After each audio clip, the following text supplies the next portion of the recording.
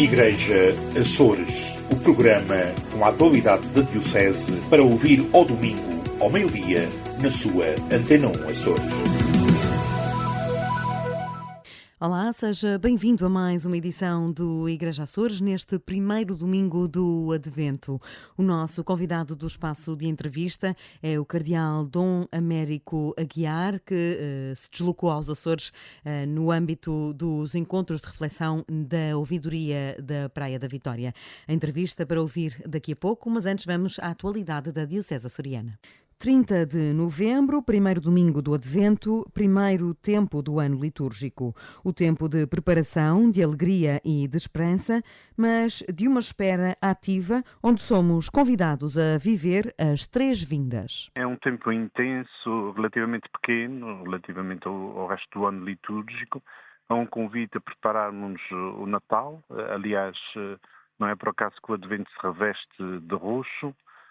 Em um pouco contracorrente àquilo que já se vê nas ruas, no comércio, mas é um tempo de conversão para que a festa do Natal seja preparada e seja vivida com intensidade. A palavra Advento significa a chegada, que está para chegar, e é de facto um tempo em que nós somos convidados a concentrarmos em alguns aspectos do Natal, a contemplar, e como dizia São Bernardo Claraval, é um tempo das três vindas, em que evocamos a primeira vinda do Senhor, na humildade, na simplicidade de um presépio em Belém, daquele que veio para os últimos, para as periferias, na linguagem de Papa Francisco, para a última vinda, aquela no final dos tempos, uma vinda escatológica, também para a qual nos preparamos, e também por uma terceira vinda, que é agora, no já, no encontro que fazemos com o Senhor, neste encontro dele que vem ao nosso encontro, através dos irmãos, de tantas oportunidades, na vivência também mais intensa dos sacramentos, da palavra. Tudo isto é de facto uma riqueza muito grande. Padre Hélder Miranda Alexandre, pároco da Sé, sugere alguns instrumentos para viver este tempo. Da vivência dos sacramentos, da oração, mas eu diria da palavra, a palavra de Deus. Nós temos algumas figuras que acompanham a liturgia neste tempo. Nossa Senhora destaca-se, nomeadamente com a festa da Imaculada Conceição, mas também com os Evangelhos, as leituras diárias. A espera que Isaías, no Antigo Testamento, nos faz despertar sempre com mensagens muito interessantes de esperança, de levantar os olhos, de ir para além, de ver a Cidade Santa.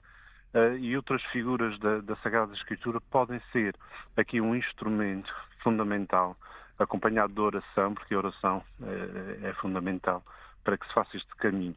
E por outro lado, a caridade. Não se pode preparar o Natal sem gestos concretos.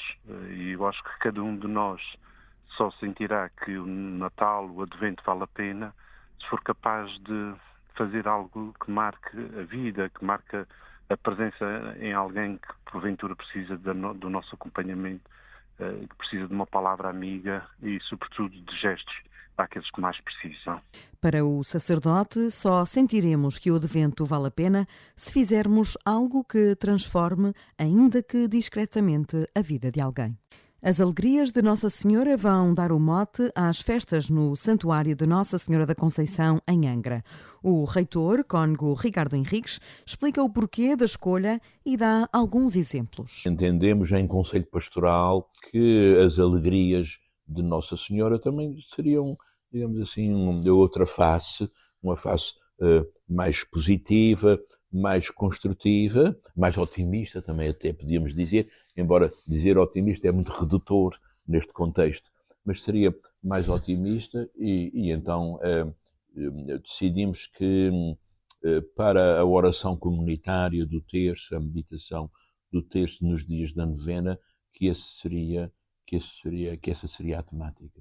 Todos estes encontros de Deus com Maria através do anjo, de Maria com a sua prima Santa Isabel, que é também um encontro que suscita grande alegria e que a gente conhece bem, até mesmo na própria estrutura do terço, da oração da Ave Maria.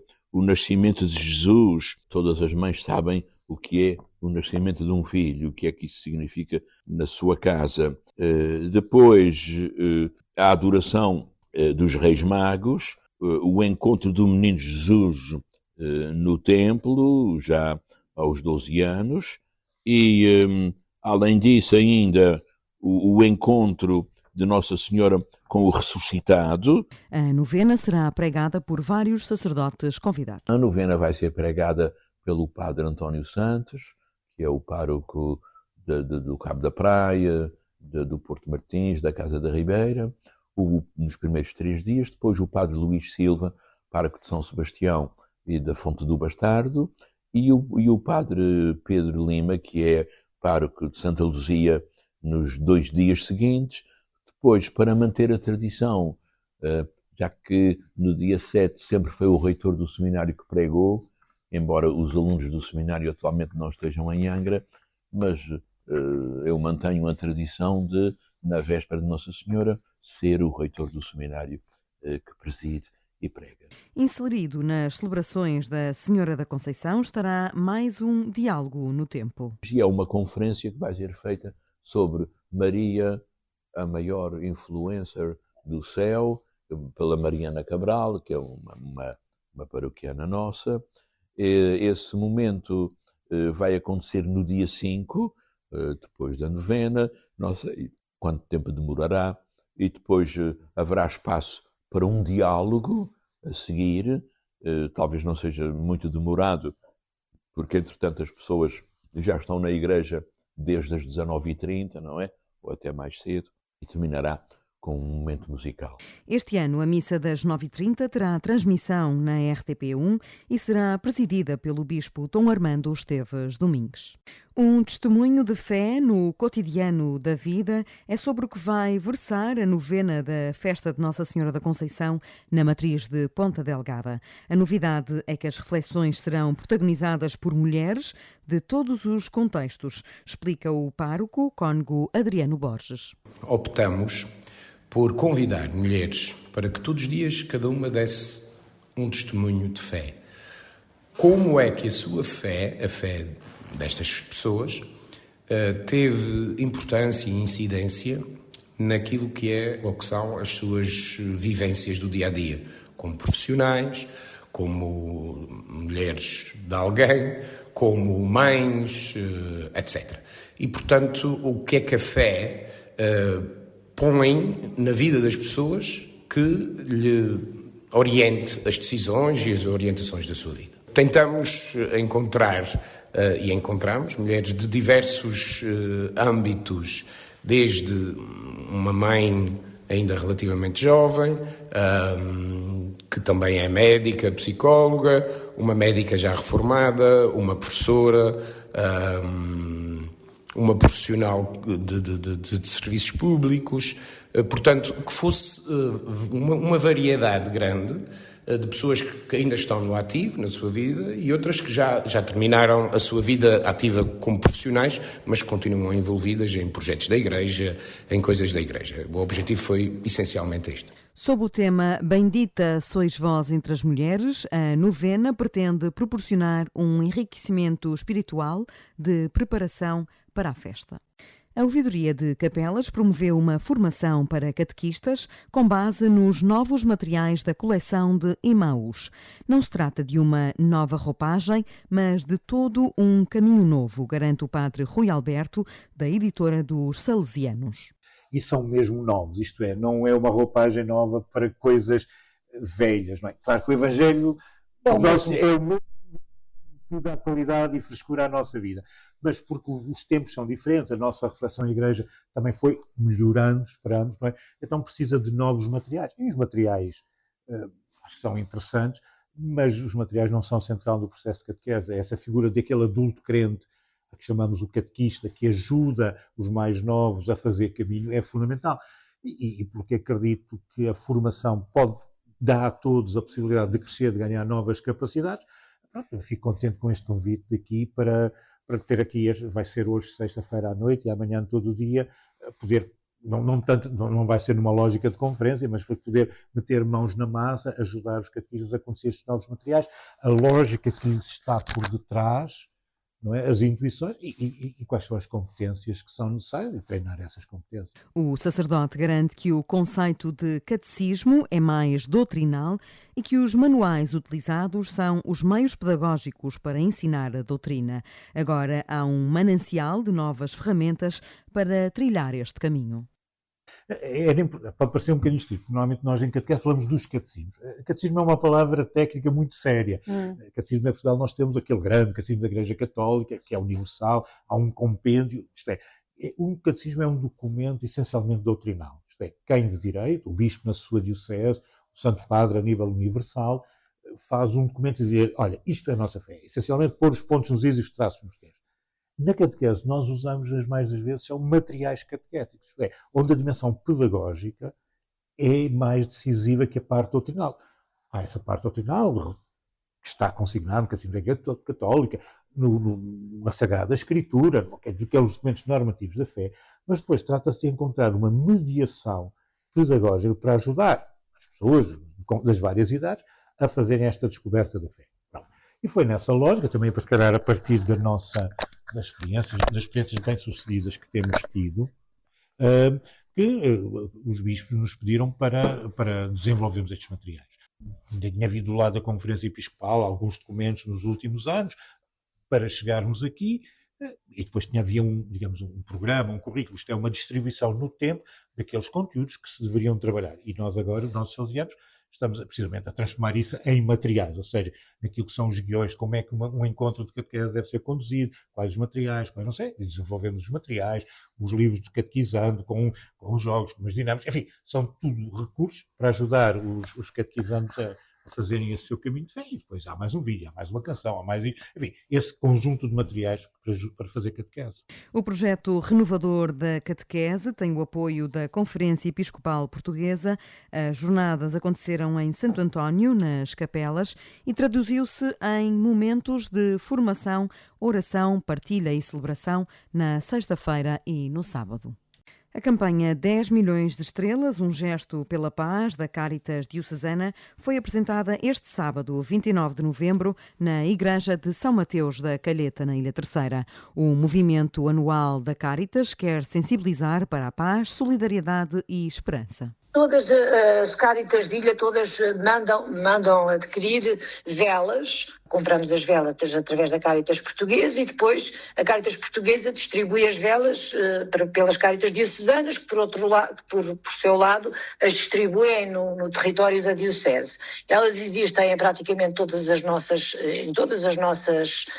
ilhas, e cada Cáritas está a dinamizar de uma forma eventualmente diferente a campanha. Normalmente as velas são vendidas ou na sede da Cáritas ou por grupos paroquiais, nomeadamente normalmente associamos muito esta campanha a grupos de jovens ou a grupos de catequese, que depois fazem a venda nas diferentes comunidades cristãs. E penso que será assim que vai decorrer a maior parte da nossa diocese. Através de um gesto em que se compra uma vela, há um compromisso da pessoa que compra essa vela de acender na noite de Natal e de meditar nesta sua responsabilidade. Nós parece-nos sempre que não temos nada a ver com isso da paz, mas claro que a paz nos implica e impele a todos a nos comprometermos nesta construção da paz. Anabela Borba, presidente da Cáritas Diocesana, explica para que revertem os lucros desta campanha. Da venda das velas nós temos sempre algum lucro e esse lucro é dividido, uma parte vai para a Cáritas Portuguesa, que apoia normalmente o fundo Laudato Si, que apoia Cáritas lusófonas naquilo que é alguma proteção ambiental ou na captação de água, normalmente em países lusófonos, portanto, das ex-colónias portuguesas ou do Brasil, e portanto uma parte vai para aí, e depois a outra parte do lucro da campanha fica ao cuidado de cada Cáritas para utilizar em projetos sociais na Diocese, ou no nosso caso, nas diferentes ilhas. Nos Açores foi lançada em São Mateus. Nacionalmente, a campanha foi lançada em Roma, na Igreja de Santo António dos Portugueses. Paddy Papers e conversas com o Menino Jesus. Duas formas de viver o Advento na Livraria das Obras Católicas. Os destinatários são os catequizandos de toda a Ilha Terceira. Destina-se a toda a catequese da Ilha Terceira, em conjunto com a livraria, o secretariado em conjunto com a livraria já enviou para todas as coordenações de catequese a informação necessária. Todos os grupos que estiverem interessados, catequistas com os seus catequizandos, devem contatar a livraria a informar qual o dia que querem participar. O Paddy Paper começará às 15 horas e terá o seu término pelas 16h30. O Paddy Paper versa sobretudo por um passeio pela cidade, pelo centro da cidade, recolhendo algumas pistas, respondendo a algumas questões relacionadas com o Advento, com o Natal, e também uma forma de conhecer o património arquitetónico e, sobretudo, religioso da cidade de Angra. E depois o Paddy Paper terminará na livraria, onde os jovens, os nossos adolescentes, vão receber uma lembrança, uma recordação e também um lanche. Ao domingo, nas conversas com o Menino Jesus, como já disse, dirigida para a catequese da infância, teremos a apresentação de alguns jogos apelativos para que as crianças também possam estar animadas e envolvidas, que também falam sobre o tempo do Natal, com questões, com atividades concretas, dirigida a essa população. Alvo, simples, acessíveis, uma forma também de fazermos evangelização, porque eu estava a pensar o secretariado da catequese, mas também da evangelização. E estas atividades são uma forma também de promover a evangelização junto das catequistas, junto das crianças e dos jovens e até dos próprios pais. E junto da livraria, a livraria, digamos que é a nossa base. A nossa base aérea, ou o nosso porta-aviões, de onde partimos para esta missão. Sobretudo, quer-se que seja um momento vivido com alegria, com entusiasmo e até partilha com outros grupos de outras paróquias, não é? Padre Bruno Rodrigues, diretor do Serviço Diocesano da Catequese, garante que o Menino Jesus tem de aparecer neste Advento porque é preciso deixar inequívoca a ideia de que a festa do Natal é por causa dele. O projeto 3D da Cáritas da Ilha Terceira acaba de receber o segundo lugar do Prémio Sempre Solidários da Fundação António Manuel da Mota 2025. O prémio foi entregue a 23 de novembro na Alfândega do Porto, onde foram distinguidos os 3 primeiros prémios de um total de 304 candidaturas. Diana Costa, coordenadora do projeto, diz que esta é uma confirmação da importância da intervenção precoce. Para nós tem um significado muito importante. O projeto 3D iniciou-se em 2014, portanto já são alguns anos de caminhada, e logo quando recebemos a informação que o projeto estava nos 10 finalistas, a forma como tudo foi vivenciado por todos aqueles que estão envolvidos no projeto 3D, desde professores, assistentes operacionais, os alunos, os familiares, os nossos colegas da Cáritas que não estão diretamente ligados ao projeto, já foi uma conquista perceber este carinho e esse apoio e o envolvimento de todos. Foi muito bonito.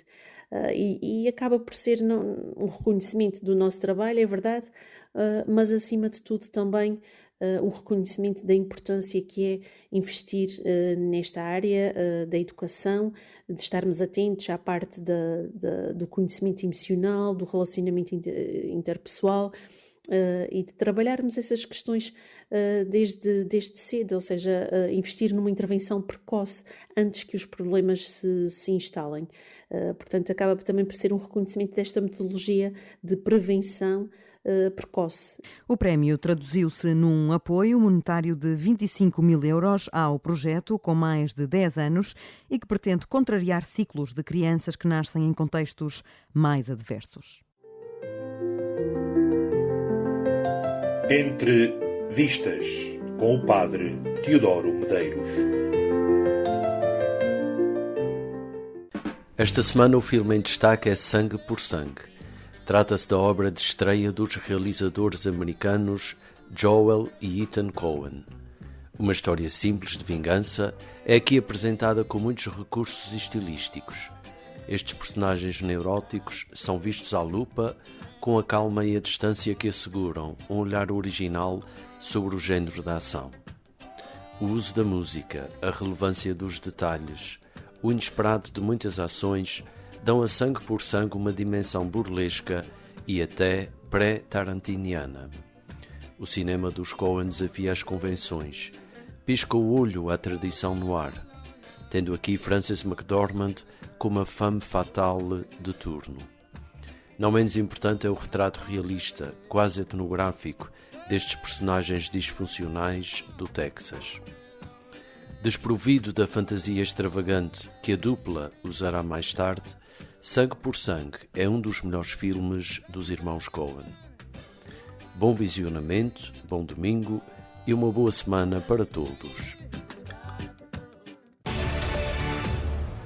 E hoje o convidado deste espaço de entrevista com Carmo Rodeia é o cardeal Dom Américo Aguiar. Obrigada, Sr. Dom Américo, por estar connosco neste magazine informativo.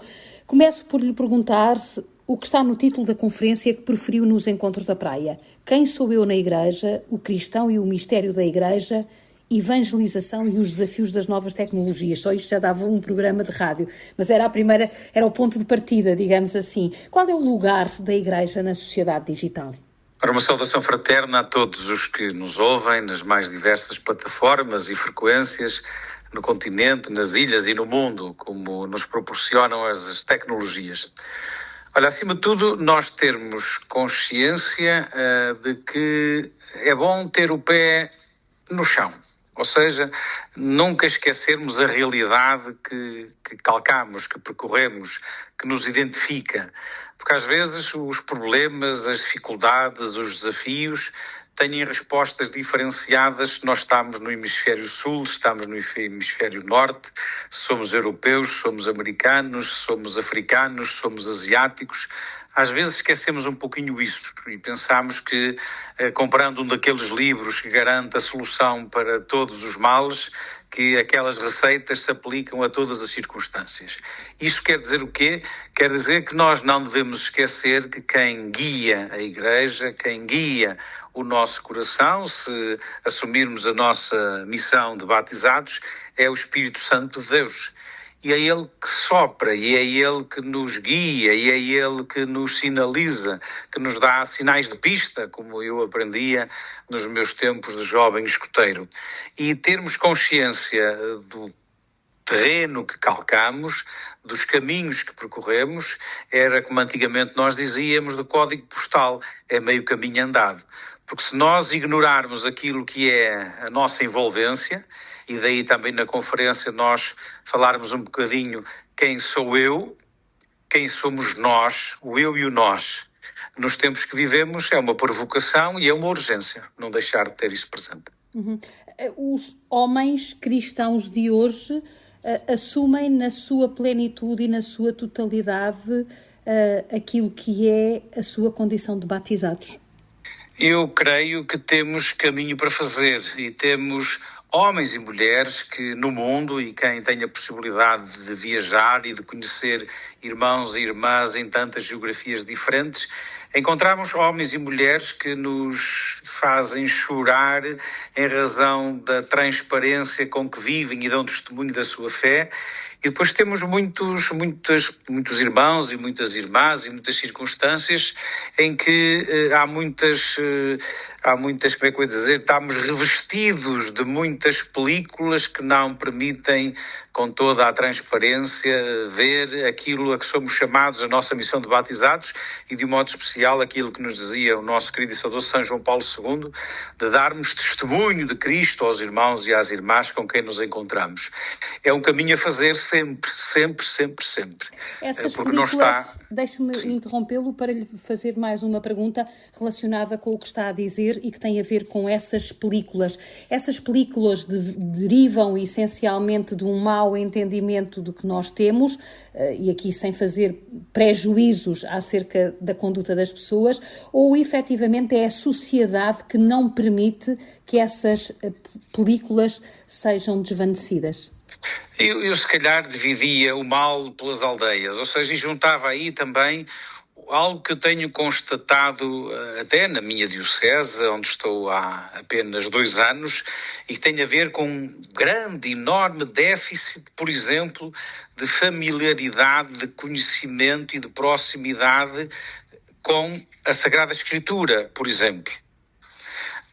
Nós encontramos uma sede, uma vontade e um desejo de tantos e tantos e tantos, de idades diversas, condições sociais também diversas, que desejam conhecer, e alguns eu arriscaria a dizer quase que, não digo pela primeira vez, mas enfim, seriamente e alicerçadamente, talvez por uma primeira vez. E se nós não despertarmos para essa urgência, emergência e necessidade de um banho total da Sagrada Escritura na nossa vida, nós temos algumas dificuldades como batizados, em despertar para aquilo que é verdadeiramente a nossa missão, de anunciarmos Cristo vivo. Se nós, por exemplo, enfim, temos alguma dificuldade em pintar e em definir e em desenhar e em materializar esse mesmo rosto, porque só o podemos fazer se tivermos familiaridade e bebermos da fonte que é a Sagrada Escritura. Isso mesmo no ambiente digital, neste novo continente onde todos habitamos e onde às vezes, olhando para as redes sociais, percebemos que parece que há cristãos online e cristãos offline. Eu pergunto-lhe se também aqui teremos que fazer algum caminho. Esta era uma expressão que o Papa Francisco utilizava muitas vezes, que nós fôssemos coerentes. Sim, acima de o online e o offline é uma feliz imagem que a Carmo utiliza e também como é que eu ia dizer, de nós, no meio deste caldo em que estamos, e primeiro temos consciência que estamos imersos num caldo cultural que nos dispensa. Ou seja, nós não somos o centro. Aquilo que Jesus nos ensinou e nos testemunhou da dignidade da pessoa humana, da centralidade da pessoa, da sua dignidade, nós neste novo caldo cultural, nós, infelizmente, enfim, se estivermos muito atentos, se tivermos a possibilidade de ler o que se passa à nossa volta, nós somos, essa dignidade e a centralidade da pessoa humana é descartada com toda a facilidade. E por isso é um território que é um desafio para todos nós, certamente, mas é um desafio que nós não podemos deixar de entender que também é para todos, como nos dizia o nosso querido Papa Francisco. Não é propriamente um obstáculo ou uma dificuldade para os cristãos, não, é o mesmo para todos os homens e mulheres de boa vontade que partilham connosco esta experiência da vida terrena, neste tempo que nos é dado viver, que é muito exigente, ou seja, como dizia o Papa Bento XVI, numa das últimas mensagens para o Dia Mundial das Comunicações Sociais, ele dizia, tal como a Revolução Industrial mudou o mundo e criou uma nova cultura, também a Revolução Digital irá já está a fazer. E nem sempre estamos despertos para essa urgência, para essa realidade, e às vezes até tentamos assobiar para o ar com a esperança de que, enfim, podemos escapar a essa corrente, a esta nova corrente, que não é contra ninguém. Absolutamente. Nós, se olharmos para a história dos mídias, para a história dos meios de comunicação ao longo dos séculos, não são contra ninguém, absolutamente. Ora, a Igreja tem tido a sabedoria ao longo dos tempos, vemos isso no magistério dos Papas e vemos isso em tantas igrejas particulares, em tantas dioceses, em tantos países, em que há a sensibilidade e a inteligência de desde os primeiros momentos, tomar conhecimento, enfarinhar-se e tomar a dianteira, de modo a poder usufruir e poder capitalizar naquilo que é a nossa obrigação, que é a evangelização.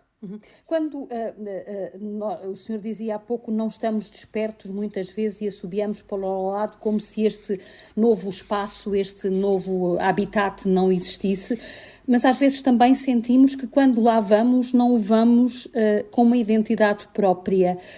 É acanhamento? Sim, é acanhamento e são outras coisas às vezes, porque os falsos perfis são máscara para muitas coisas, até naquilo que significa, infelizmente, como temos vivido, naquilo que significa a prática criminal, com os falsos perfis, ou seja, é o coração humano a explorar uma tecnologia, a explorar a potencialidade para fazer bem, neste caso para fazer o mal.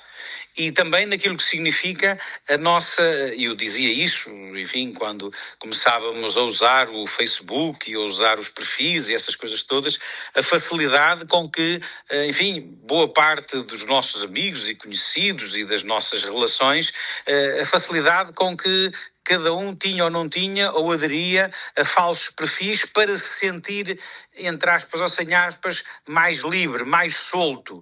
Ora, infelizmente isto acontece. Infelizmente nós, as tais películas, né, também são visíveis nesta circunstância, porque eu dizia muitas vezes, quando, enfim, por diversas funções tinha que falar destas questões, que tem a ver com a presença da Igreja nos mídia e nas novas plataformas e neste novo continente digital é urgente, é necessária e é indispensável, mas tem que ser verdadeira. Ou seja, o que é que às vezes acontece ou acontecia?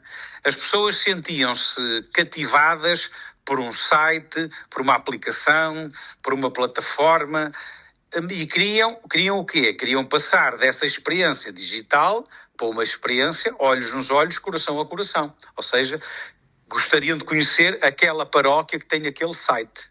Gostariam de conhecer aquele padre que tem aquela aplicação. Gostariam de conhecer aquele movimento que tem aquela oferta digital. E quando vão fazer essa experiência de passar do digital para o pessoal, olhos nos olhos, coração a coração, bem, às vezes as coisas não correm da melhor maneira. Porque nós nos caracterizamos, pusemos tantos, como é que se chama quando a gente vai à televisão, pintam-nos a cara, tantos retoques, tantas pinturas. Isso, exatamente, fizemos tantos retoques e tantas pinturas para ter um bom aspecto digital, que quando o encontro é olhos nos olhos, coração a coração. Afinal, nada daquilo da verdade, da fraternidade, da partilha, da oração, da fraternidade, da verdade. Afinal, enfim, o que nós andamos a vender ou a testemunhar no digital não coincide com aquilo que é a oferta da paróquia, do movimento, do sacerdote ou de qualquer tipo de outra experiência eclesial. E isso é muito grave, porque isso é alinhar com o mundo, enfim, a parte mais negra deste mundo, que tem a ver com, não importa a verdade, importa é eu faturar likes e aprovações, mesmo que isso não signifique a verdade daquilo que eu sou e a verdade daquilo que eu quero testemunhar. O ano pastoral da Diocese remete-nos, da Diocese de Angra, bem entendido, remete-nos para a pergunta crucial que qualquer pessoa faz: cristão, que dizes de ti mesmo? Eu dava um passo em frente e perguntava: quem dizem os homens que eu sou? Através da internet nós conseguimos também fazer este caminho? Não, é assim, sim, absolutamente. Agora, nós não podemos esquecer que a nossa presença no digital é uma presença que só faz sentido se for para proporcionar um encontro pessoal com Cristo. Se for só para alimentar os likes e as aprovações e as adesões e os seguidores, para, enfim, afagar o ego de cada um, não vale a pena a Igreja nem, enfim, estarmos a esforçar, nem a cansar nessa circunstância. A nossa presença, a nossa utilização dos mídias, a nossa presença neste continente digital só faz sentido se for assumidamente para evangelização, para anúncio de Cristo vivo e para proporcionar um encontro pessoal, olhos nos olhos, coração a coração. E aí é que eu tenho sentido nestes, enfim, 10, 20 anos em que mais ou menos acompanho esta área da comunicação, é muito difícil. Os casos de sucesso, vamos dizer assim, se poderá dizer, é muito difícil nós validarmos esta concretização. Ou seja, digamos que a presença é isco, é proposta, é convite para o olhos nos olhos, coração a coração. Isto é de enorme exigência. Mas nós não podemos baixar os braços. Sr. Cardeal, nós estamos mesmo na reta final, não posso deixar de lhe fazer esta pergunta. O Papa Francisco, que já ambos citámos aqui, falava muito em coerência e autenticidade. Pergunto-lhe se tem saudades dele. Muitas. É porque eu também tenho. Muitas. E não tem nada a ver com gostar mais ou gostar menos do Papa Leão e do Papa Francisco. Gostas mais do pai ou da mãe, não é nada disso. Claro. Muitas. Aliás, eu nunca na vida equacionei estar próximo e ser, enfim, próximo, familiar de um Papa, nunca na vida.